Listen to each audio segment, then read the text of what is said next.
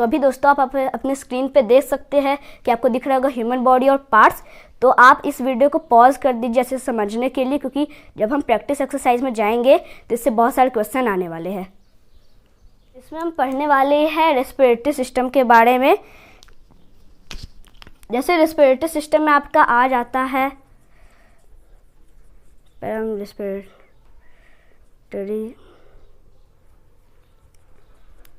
System लिख देते हैं।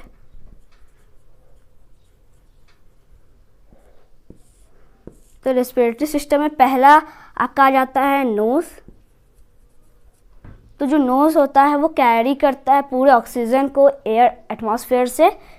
फिर नोज से वो जाता है विंड पाइप में। विंड पाइप से जाते हुए वो घुस जाता है लंग्स में।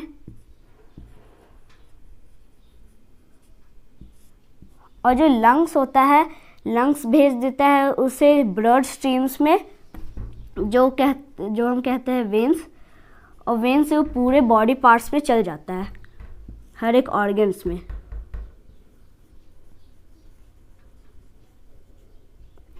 तो ये पहला था रेस्पिरेटरी सिस्टम का। फिर सेकंड हमारा आ जाएगा digestive system. Break the food we eat into simplest form. After digestion food used to produce energy. तो पहले इसे हम मिटा देते हैं।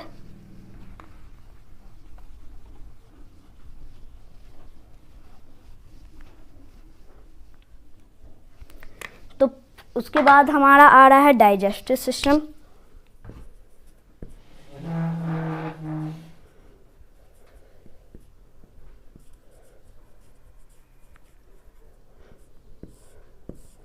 अब डाइजेस्टिव सिस्टम पहले हमारा स्टार्ट होता है माउथ से।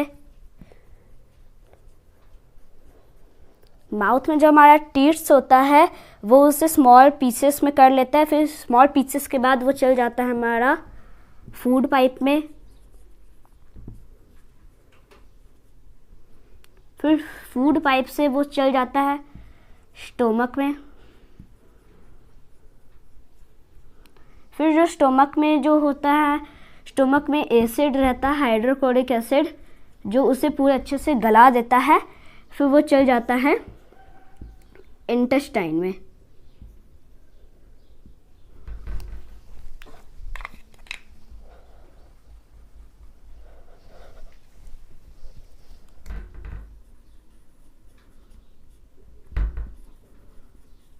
फिर इंटेस्टाइन दो होते हैं, स्मॉल इंटेस्टाइन और लार्ज इंटेस्टाइन।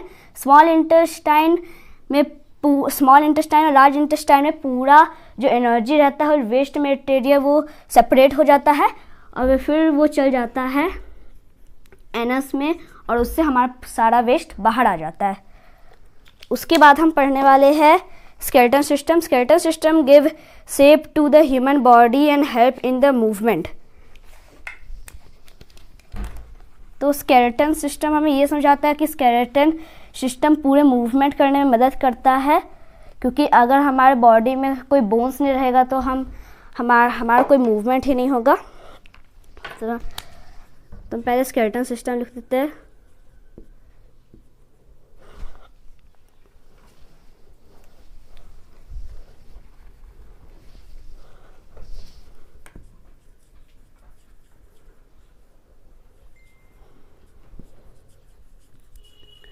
स्केलेटन सिस्टम से आप सीधा समझ सकते हैं, मतलब बोन्स का स्ट्रक्चर, मतलब सीधा आप समझ सकते हैं बोन्स होता है। तो बोन्स हमें क्या क्या देता है? बोन्स से हमें एक शेप मिलता है। फिर बोन्स हमें स्ट्रेंथ भी देता है, पावर भी देता है, मूवमेंट करने में भी मदद करता है।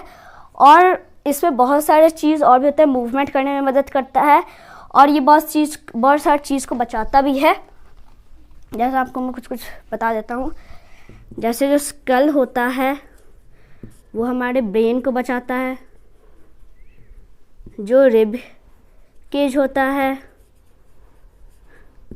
वो हमारे लंग्स एंड हार्ट को बचाता है। और फिर हमारा जो बैकबोन रहता है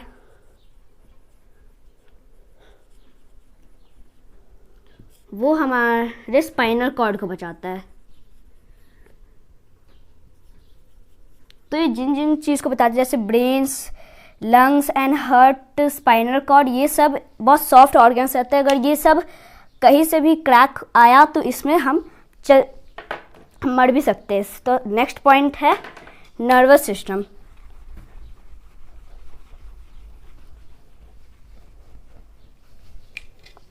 तो nervous system perform the functions of thinking, smelling, seeing, testing etcetera.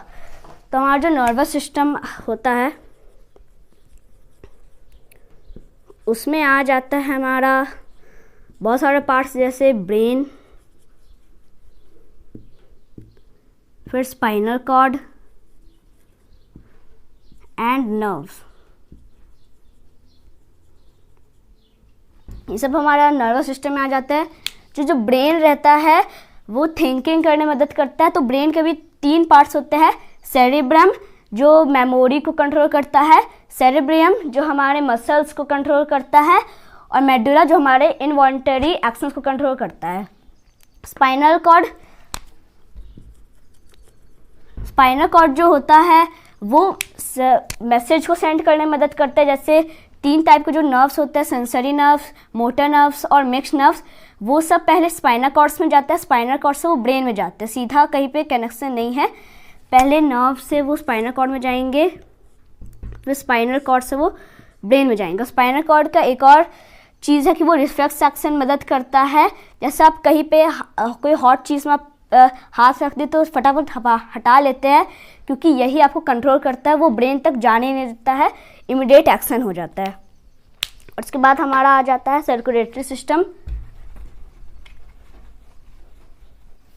Circulatory system में आ जाता है, circulatory system help to transfer of O2 मतलब oxygen, CO2, carbon dioxide, nutrients and other substances to various parts of our body.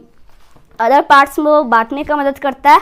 और वो circulatory system आ जाता है when, मतलब रेस्पिरेटरी सिस्टम सर्कुलेटरी सिस्टम बिल्कुल मिक्स्ड है। तो रेस्पिरेटरी सिस्टम जो है वो बिल्कुल कनेक्टेड है सर्कुलेटरी सिस्टम से, ठीक है।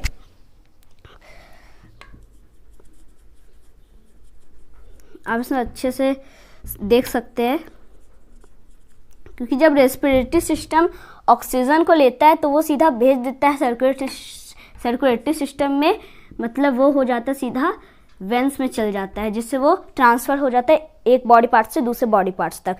फिर नेक्स्ट है हमारा मस्कुलर सिस्टम।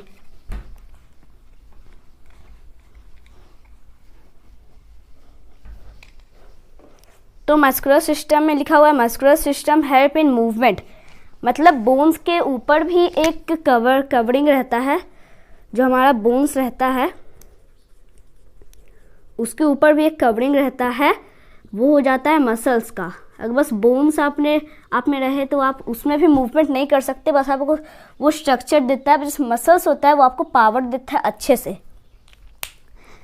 तो इसमें जो human body and their function से बस इतना ही है। और आगे अगला जो हमारा टॉपिक है वो स्केलेटन सिस्टम के बारे में हम पढ़ाने वाले हैं।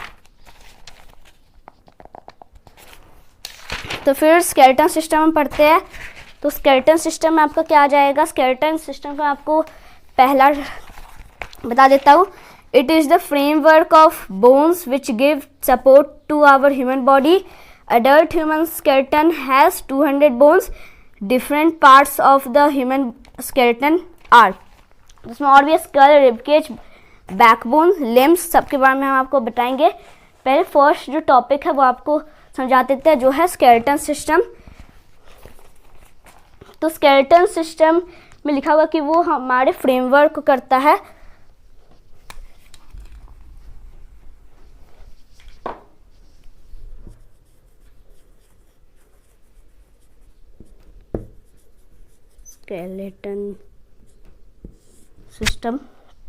स्केलेटन सिस्टम में लिखा हुआ है कि अडल्ट ह्यूमन बीइंग जो होते हैं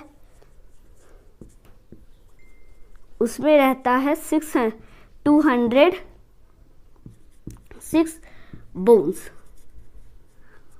और जो चाइल्ड में रहता है, जो बेबी चाइल्ड रहता है, वो उसमें रहता है 300 बोन्स, क्योंकि वो सब जो बोन्स रहते हैं सब ब्रेक डाउन रहते हैं और धीरे धीरे जब वो बढ़ते रहते हैं तब वो एक दूसरे जुड़ते रहते हैं।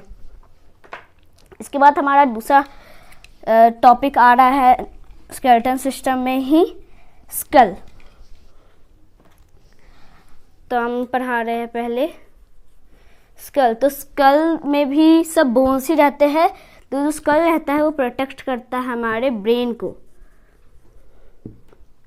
ठीक है। फिर इसमें और लिखा हुआ है कि skull contain 22 bones which protect the brain और bones of skull is immovable except the lower jaw.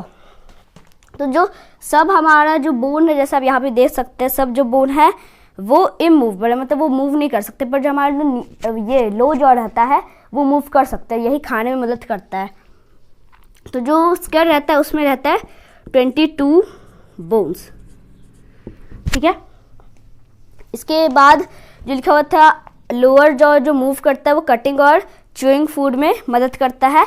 इसके बाद आ जाएगा हमारा रिबकेज। अगला टॉपिक हमारा रिबकेज।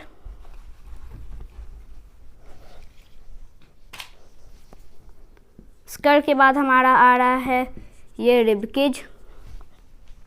तो रिबकेज को मैं आपको पढ़ा देता हूँ। Ribcage make a cage of the bones around the chest which is called a rib cage. It protect our internal organ. Gradually, adults have 12 pair of ribs. They are long bones at the center of the chest which hold the ribs in the place called sternum. Ribs are attached to the bones. Last two ribs are not attached to the sternum. It is known as floating ribs. These floating ribs attached to the spinal cord.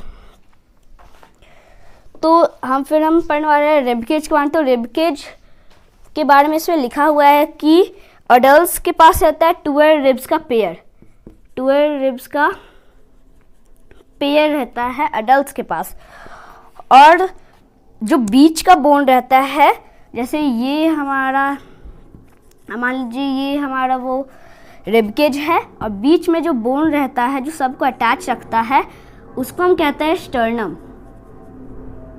और ये chest का सबसे बड़ा bone रहता है। और जो last to इसके नीचे भी कुछ कुछ रहते हैं पर वो इससे अटैच नहीं रहते, वो सीधा स्पाइनल कॉर्ड से अटैच रहते हैं। उसको कहते हैं हम फ्लोटिंग, उसको कहते हैं फ्लोटिंग रिब्स, ठीक है।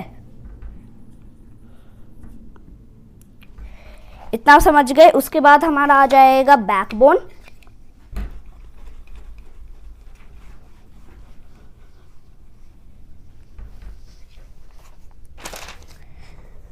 तो बैकबोन पहले हम लिख देते हैं इसमें।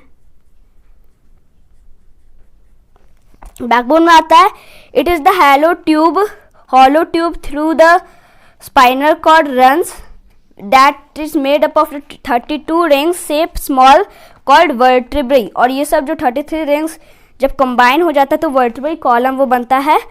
Backbone is also called a vertebral column, ठीक है। तो इसमें लिखा हो कि बैकबोन प्रोटेक्ट करता है हमारे स्पाइनल कॉर्ड को। और ये रिंग लाइक स्ट्रक्चर रहता है 33 बोन्स का ये रिंग रहता है। इसके बाद हमारा आ जाएगा लिम्स के बारे में। अब पढ़ेंगे स्केलेटन सिस्टम में ही लिम्स के बारे में।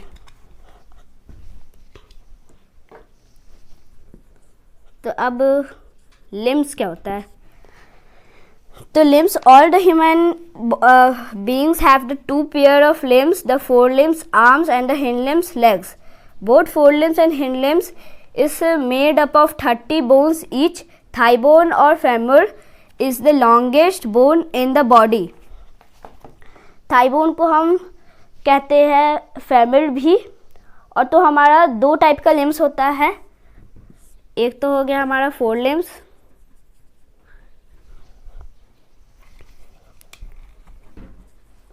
एक हमारा हो गया फोर लिम्स और एक हो गया हमारा हैंड लिम्स।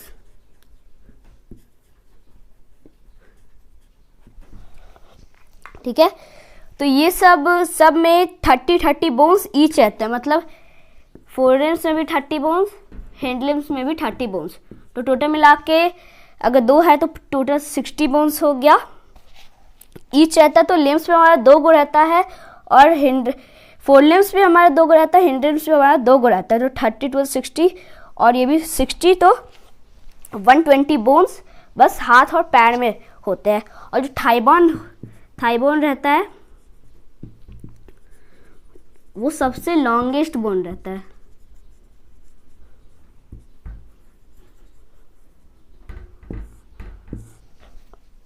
इसके बाद हम पढ़ते हैं functions of the skeleton system.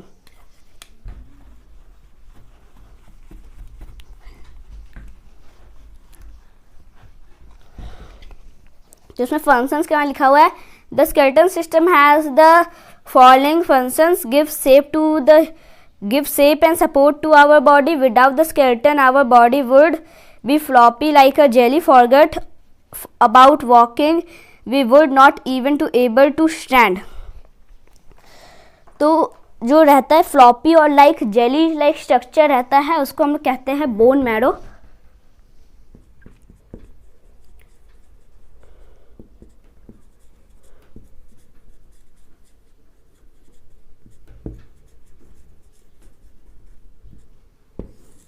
तो उसको हम लोग बोन मैरो कहते हैं। और इसमें लिखा हुआ है give the shape and support to our body, तो वो हमें सपोर्ट करता है और हमें स्ट्रेंथ भी देता है। और जो बोन मैरो के बारे में लिखा हुआ है, बोन मैरो के अंदर जेली लाइक स्ट्रक्चर रहता है। बोन मैरो में जेली लाइक स्ट्रक्चर रहता है, jelly like substance, jelly like वो सब्सटेंस रहता है, वो बिल्कुल गोल टाइप का रहता है, उसके अंदर जेली लाइक सब्सटेंस रहता है। फिर सेकंड है it protect our soft internal organs, जैसे मैं आपको बताया था, जैसे जो हमारा स्कल रहता है वो ब्रेन को प्रोटेक्ट करता है, जो बैकबोन रहता है वो हमारे स्पाइनल कॉर्ड को प्रोटेक्ट करता है, और जो रिब केज रहता है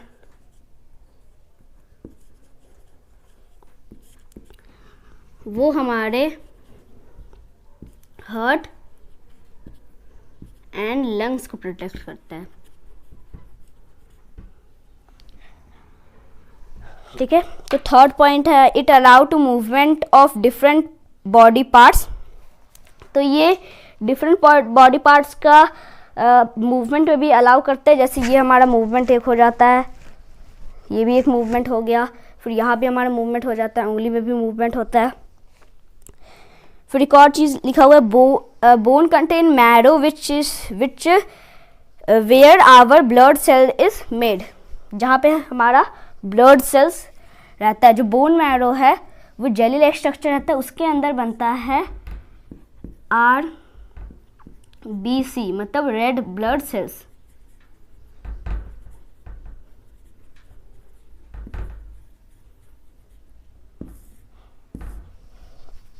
ठीक है।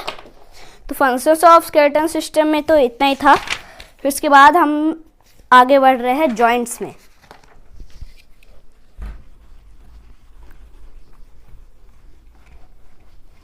तो जो जॉइंट्स रहता है वो भी हमारे बोन्स से, जब वहाँ जहाँ पे बोन्स मीट करता है उसी को हम लोग जॉइंट्स कहते हैं। मैं आपको पहले ये पढ़ के बता देता हूँ। A joint is the place where the two bones meet. Most joints are movable. These are the 5 kinds of the free movable joints. यहाँ पे 5 kinds of joints है। पहले joints बता देते हैं। जैसे ही आप देख सकते हैं ये 2 बोन है, ठीक है, और यहाँ पे भी एक बोन है। ये दो बोन जहाँ पे ये मीट करता है, देखो एक मीटिंग पॉइंट है, उसको कहते हैं हम जॉइंट। अब जॉइंट भी 5 काइंड्स के होते हैं। पहला हमारा जो जॉइंट है वो है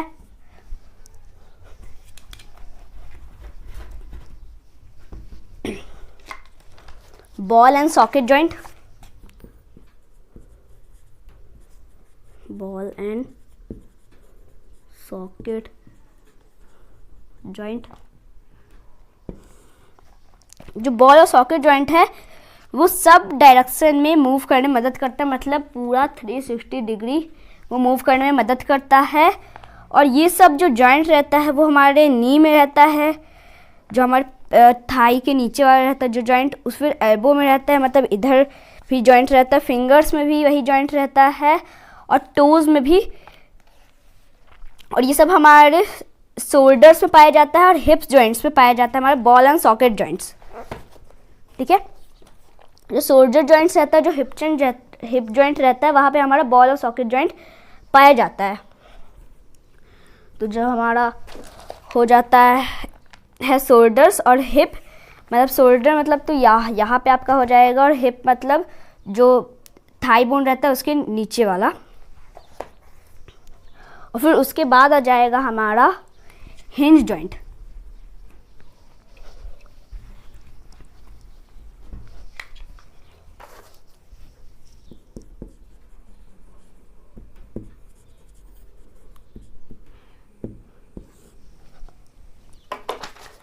तो अब हिंज जॉइंट क्या होता है? The type of joint work like a hinge of the door.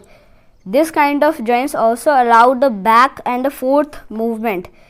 जो बैक का रहता है और जो फोर्थ मूवमेंट रहता है, जैसे bones in knee, elbow, finger और टोज में रहता है हमारा हिंज जॉइंट, जो बिल्कुल डोर के हिंज जैसा रहता है। यहाँ पे बिल्कुल वो बस 180 डिग्री तक ही वो मूव कर सकता है। और ये सब हमारे पास जाता है नी में, नीज में, फिर एल्बो में, ये सब हमारा पाया जाता है। फिर आ जाएगा हमारा पिवट जॉइंट। ठीक है, इसके बाद जो हमारा जॉइंट है वो है पिवट जॉइंट। तो जो पिवट जॉइंट रहता है वो हमारा पाया जाता है जो स्कल में रहता है। स्कल बस हमारा अप डाउन साइड वे से बस वो जा सकता है, और वर्टिब्रल कॉलम की वजह से ये पीछे या बिल्कुल 360 डिग्री नहीं घूम सकता है ये। तो ये चीज़ है बस वो पिवट जॉइंट की वजह से ही जो हमारा पाया जाता है बस स्कल में। ठीक है, इसके बाद जो सेकेंड लास्ट जॉइंट है वो है ग्लाइडिंग जॉइंट। ग्लाइडिंग जॉइंट जो होता है हमारे वो रिस्ट में रहता है, रिस्ट में और एंकल में रहता है। और जो थाई बोन रहता है उसके नीचे वाला बोन, उसके नीचे जो टोज के ऊपर रहता है वो होता है हमारा ग्लाइडिंग जॉइंट, मतलब एंकल। एंकल में वो होता है ग्लाइडिंग जॉइंट पाया जाता है हमारे एंकल्स में। फिर लास्ट जो जॉइंट रहता है वो रहता है सैडल जॉइंट। सैडल जॉइंट बहुत लोग को नहीं पता होगा कि ये बहुत कम ही जगह पे होता है, मतलब बस वो रहता है एक थंब में, थंब के जो इस जॉइंट पे है वो यहाँ पे रहता है सैडल जॉइंट। तो ये बस पाया जाता है थंब में। ठीक है, इसके बाद हम पढ़ते हैं फिक्स्ड और immovable joints. The type of joint do not allow the movement of the bones in our body. Fixed joints are found in the skulls and hips. Note, ligament is a strong elastic tissue that joint the bones together. तो ये जो fix और immovable joints रहता है उसमें आ जाता है जो लिगामेंट।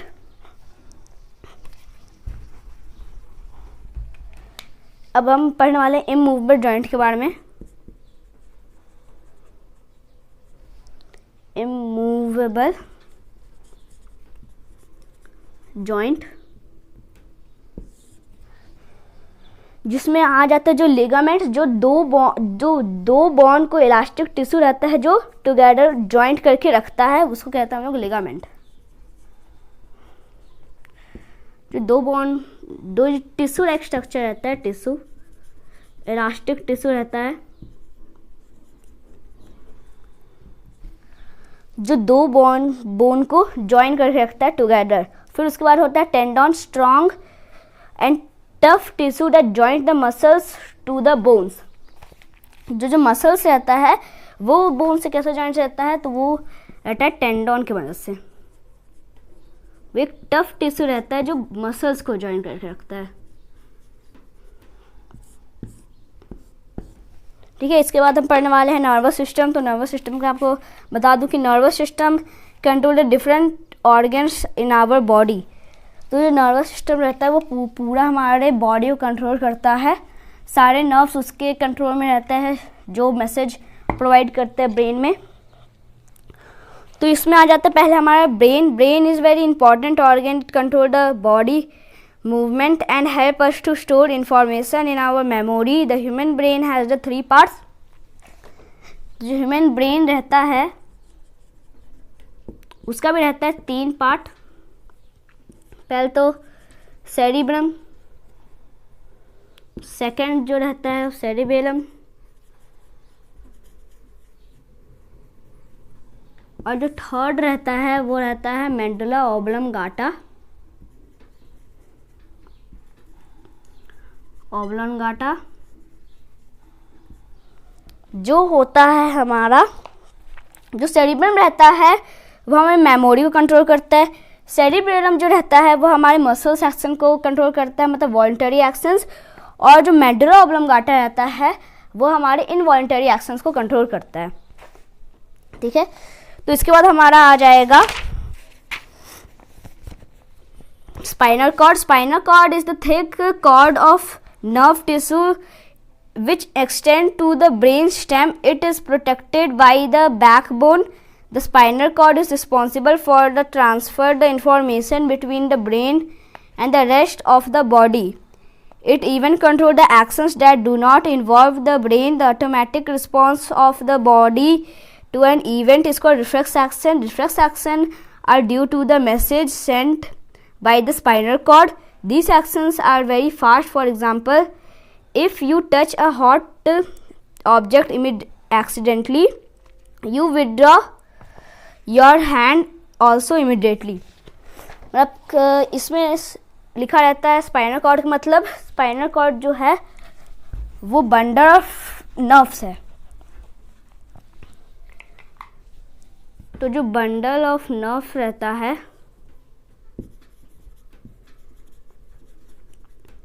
बंडल ऑफ नर्व्स क्या कहलाता है, हमारा स्पाइनल कॉर्ड।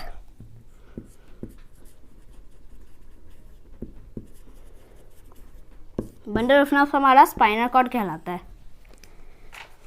फिर वो हम बताए भी थे कि रिफ्लेक्स एक्शन जो रहता है वो बस स्पाइनल कॉर्ड से कंट्रोल होता है। मतलब जैसे ये कोई नर्व है वो सीधा स्पाइनल कॉर्ड से ही बस जाता है और स्पाइनल कॉर्ड ही मैसेज उसको देता है और फिर वो मसल्स को आके इमीडिएटली हटाने के लिए बोलता है। इसमें ब्रेन का कोई एक्शन नहीं है। इसके बाद हम पढ़ने वाले हैं नर्व्स के बारे में। तो नर्व्स में लिखा हुआ है the network of the nerves run through the our body. Sensory nerves pass through the spinal cord and carry messages to our body to the brain. Motor nerves carry messages back from the brain to the body. ठीक है, तो जो nerve रहता है वो thin wire like structure रहता है,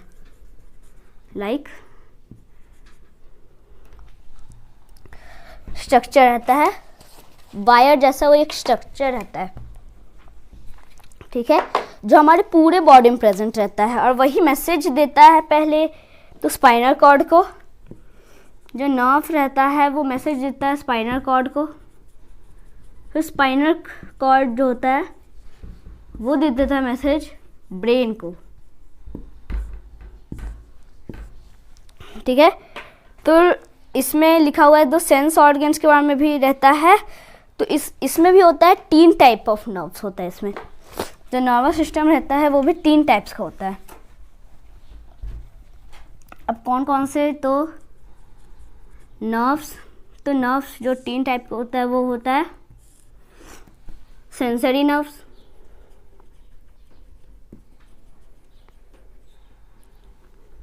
motor nerves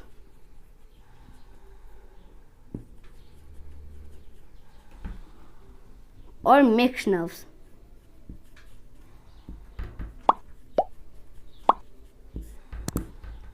motor nerve, sensory nerves और मिक्स्ड नर्व। तो सेंसरी नर्व्स होता है वो कैरी करता है sense organs to the spinal cord और ब्रेन। फिर जो मोटर नर्व्स रहता है वो स्पाइनल कॉर्ड और ब्रेन से स्किन्स पे आता, कोई भी से सेंस ऑर्गन्स में आता है। और जो मिक्स्ड नर्व रहता है वो भेजता भी है और ले आता भी है। जैसे सेंसरी जो सेंस ऑर्गन से भेजता भी है मिक्स्ड नर्व्स और लाता भी है ब्रेन या स्पाइनल कॉर्ड से मिक्स्ड नर्व्स ही। इसके बाद हम पढ़ने वाले हैं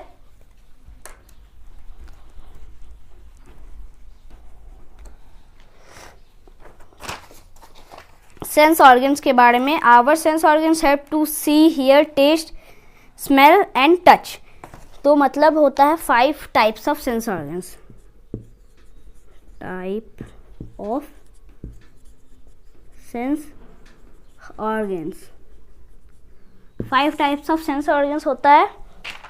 जो पांचों है वो एक skin, they are the tiny nerves endings of our skin connected to the spinal cord. These nerves ending help us to feel things. We have also help us to detect heat, cold, pain. Skin is the largest internal organ of our human body. तो सबसे बड़ा होता है, उसमें जो nerves ending रहता है, nerve ending, वो किसमें मदद करता है? किसी चीज़ को हमें पता करने के लिए कि को हॉट है, कोल्ड है, क्या है, डिटेक्ट करने में मदद करता है। ठीक है, इसके बाद हमारा आ जाता है eyes. Eyes have to seeing the various object around us. Each eye has the lens. When we see an object, the light passes through the lens and image created to the message from the eye carry to the brain. The brain होता है वो समझ लेता है और फिर वो हमारे सब चीज़ वो हमारे में रिकॉल हो जाता है। फिर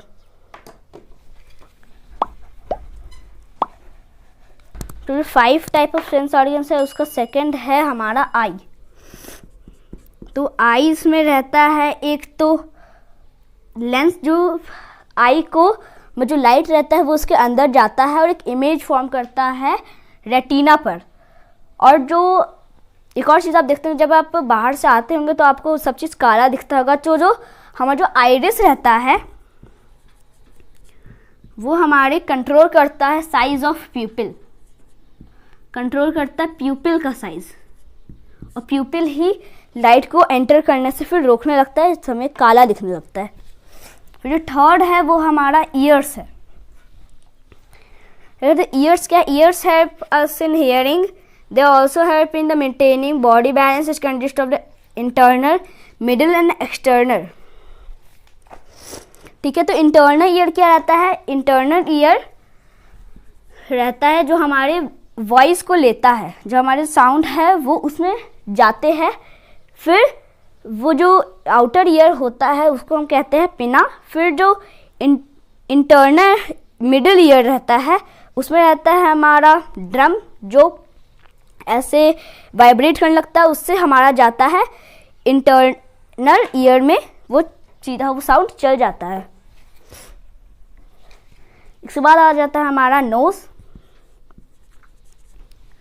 नोज में क्या होता है? Nose help in smelling the variety of the objects from the flower to the rotten eggs. जो नोज रहता है वो ब्रीथ में भी मदद करता है और स्मेल में भी मदद करता है। ये दोनों चीज़ में ये मदद करता है हमारा। इसके बाद आ जाएगा हमारा tongue. Tongue help us in testing things. Different region of the tongue has the testing different kind of substances.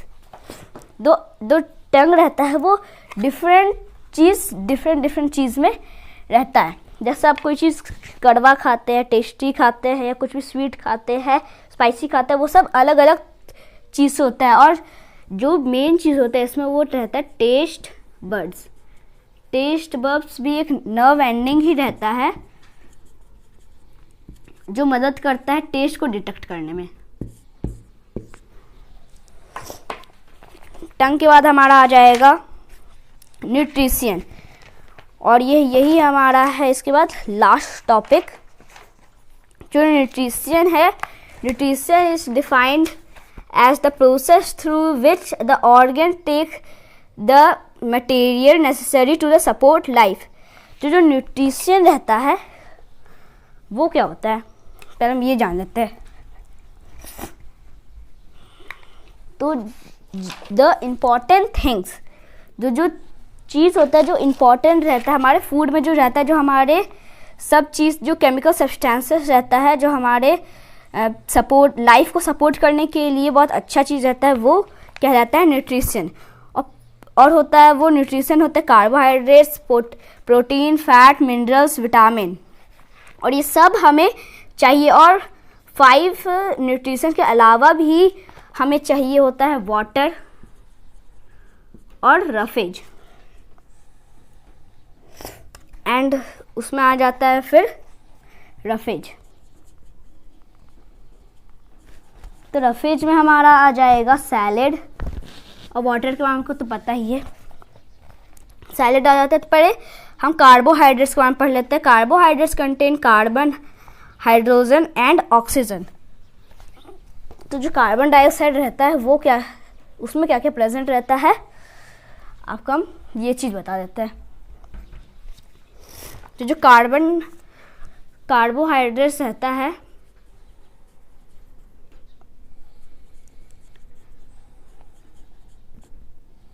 Carbohydrates में प्रेजेंट रहता है कार्बन, 3 चीज़ इसमें प्रेजेंट रहता है, कार्बन, हाइड्रोजन और oxygen.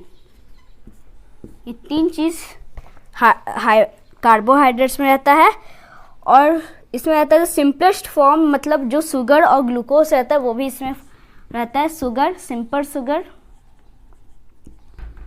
And glucose is also present in the carbohydrates. Sugar और glucose रहता है।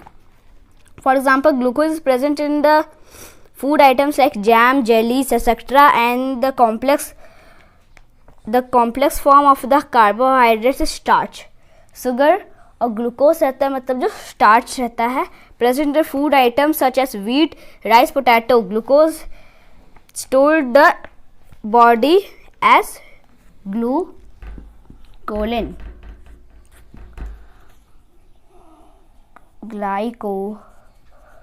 ग्लाइकोजन में स्टोर रहता है। फिर जो फैट रहता है, इसके बाद हम पढ़ते हैं फैट के बारे में।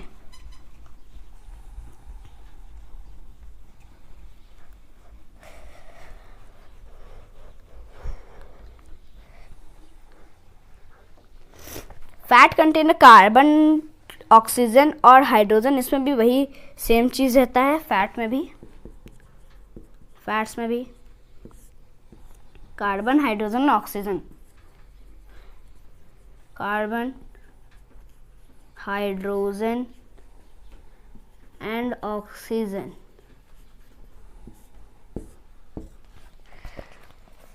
और ये सब एक्स्ट्रा एनर्जी देता है हमारे बॉडी को। जैसे कभी कभी जो भी फास्टिंग में रहते होंगे तो वो सब नट्स खाते होंगे जिसमें फैट्स रहता है, जो हमें एक्स्ट्रा एनर्जी देता है मेंटेन करने के लिए। एक्स्ट्रा एनर्जी उसमें रहता है।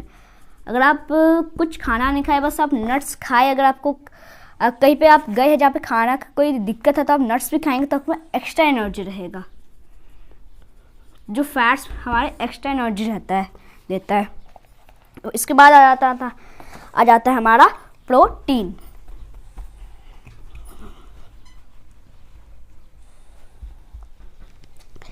प्रोटीन क्या होता है?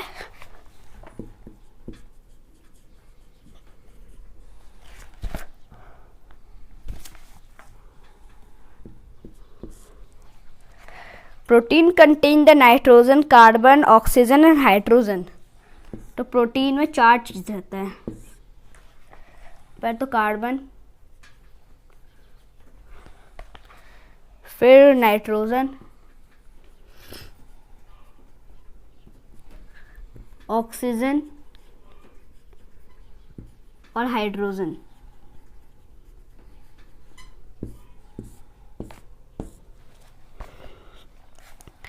ठीक है, तो ये सब रिपेयर करता है हमारे टिश्यूज़ को, टिश्यूज़ और डेड सेल्स को।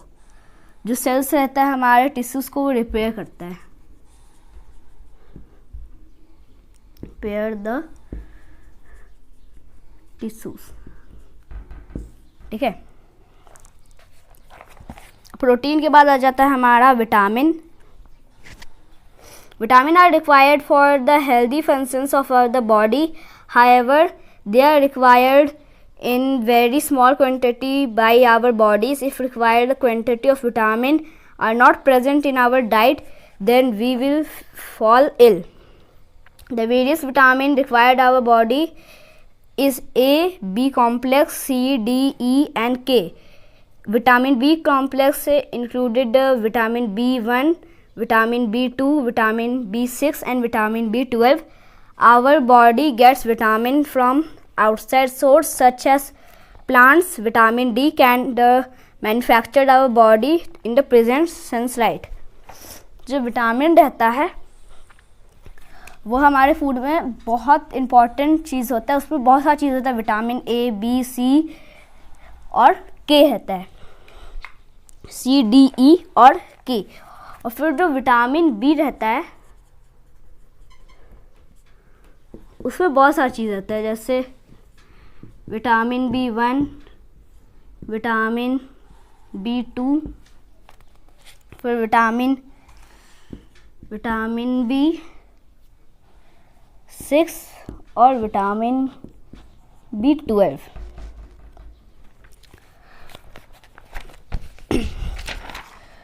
तो बस इस चैप्टर में बस इतना ही है विटामिन के बारे। फिर लास्ट जो हमारा न्यूट्रिशन के बारे में है वो विटामिन तक ही है। और इसमें आपका एक चार्ट दिया हुआ है जो आपका स्क्रीन में दिख ही रहा होगा। और जो ए, बी और B1, B2, B6, B12, C, D, E और K, इसमें आपको बहुत अच्छे से आपको ये दिख रहा होगा।